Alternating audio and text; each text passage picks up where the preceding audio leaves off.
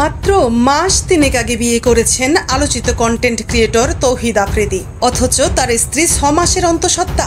শুধু তাই নয়, গত বছর 5 আগস্টের পর দেশ থেকে পালিয়ে যান তৌহিদ আফ্রিদি। এরপর এবছর এপ্রিলে দেশে ফেরেন। সে অনুযায়ী এখন আগস্ট, অর্থাৎ এপ্রিল থেকে আগস্ট 4 মাস, অথচ তিনি দাবি করছেন তার স্ত্রী 6 মাসের অন্তঃসত্ত্বা। এ নিয়ে সামাজিক মাধ্যমে উঠেছে তুমুল সমালোচনা ও বিতর্কের ঝড়।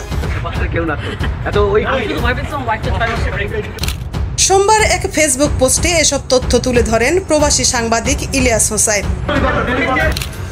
এদিকে রোববার রাতে সিআইডির বিশেষ অভিযানে গ্রেপ্তার হয় আওয়ামী দোসর ও আলোচিত ইউটিউবার তৌহিদ আফ্রিদি। গত বছর জুলাই হত্যা মামলায় তাকে গ্রেপ্তার দেখানো হয়েছে। তবে তার বিরুদ্ধে মব সৃষ্টি করে নির্যাতন, দেশদ্রোহী ষড়যন্ত্র সহ বিভিন্ন গুরুতর অপরাধের অভিযোগ উঠেছে, যা নিয়ে ইতিমধ্যে বাংলা এডিশনে প্রকাশ হয়েছে একটি অনুসন্ধানী প্রতিবেদন। বৈষম্য বিরোধী আন্দোলনের মধ্যে যাত্রাবাড়ী থানার একটি হত্যা মামলায় কন্টেন্ট ক্রিয়েটর তৌহিদ আফ্রিদিকে সোমবার 5 দিনের রিমান্ডে পাঠিয়েছে আদালত।